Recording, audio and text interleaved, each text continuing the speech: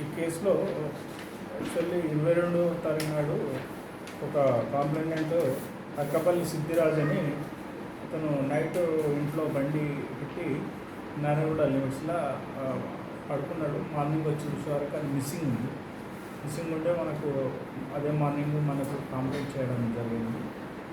దాంతో మన crime team మొత్తం మనము అన్ని కోణాలలో చూసి ఈ అఫెన్స్ ఎవరు చేసి ఉంటారు అనేది చూసి మనము అనేక ప్రదేశాల్లో వెతికిన తర్వాత మనకు లాస్ట్గా ఒక వ్యక్తి మన అనుమానాస్పదంగా మనకు అనుమానం మీద ఉండే అతని పేరు సైమన్స్ రాజ్ శామ్యుల్.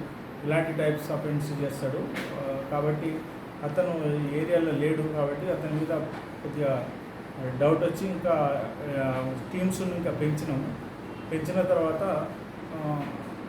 అతను నిన్న సాయంత్రం కోటి ఏరియాలో అదే దొంగతనం చేసిన బండి మీద వెళ్తుంటే అతనితో పాటు జువెనల్ ఉన్నాడు 16 years.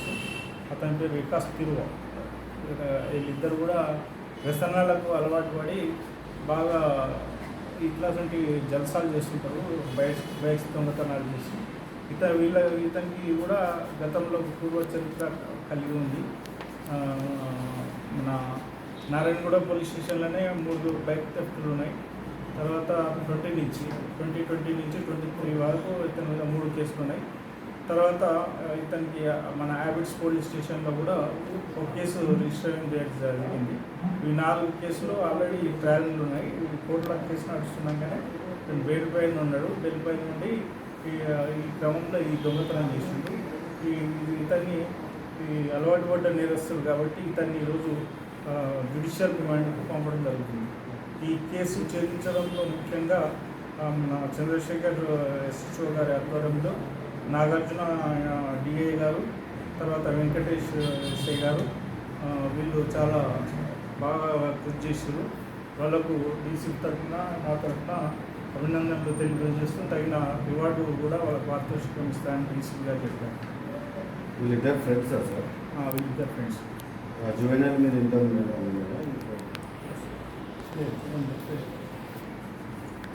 ఈ లోకల్ పీపుల్ సార్ మీరు? ఇక్కడనే లోకల్ తిలక్ నగర్ అంబర్పేట.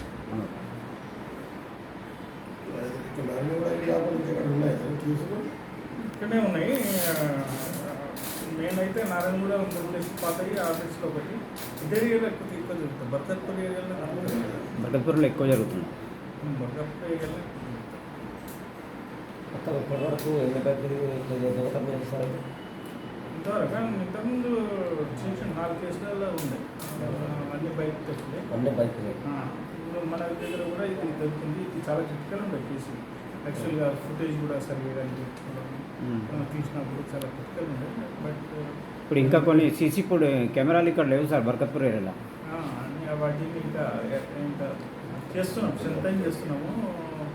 అదేవిధంగా మనకు ఉన్న పాత నేరస్తుల చిట్టా కానీ జైలు నుంచి రిలీజ్ అయిన వాళ్ళను అడిగి ఇలా ఇక్కడ ఎవరు తిరుగుతాడు, ఈ అఫెన్స్ ఎవరు చేస్తారని డిఫరెంట్ యాంగిల్లో ఇన్వెస్టిగేషన్ జరిగితే మనకు అక్యూజ్డ్ అనేది దొరకడం మనకు సులభంగా జరిగింది. ఇప్పుడు ఎన్ని రికవరీ సార్? ఒకటే బండి టీవీఎస్ స్పోర్ట్స్ బండి రికవరీ. ఇదని మళ్ళీ పోలీస్ కస్టడీ తీసుకున్న తర్వాత మళ్ళీ ఇంట్రాగేషన్ చేసుకొని మళ్ళీ ఇంకేమైనా ఫర్దర్ ఉంటే డెవలప్ అవుతుంది. ఇప్పుడైతే మనకి టైంలో ప్రొడ్యూస్ చేయాలి కాబట్టి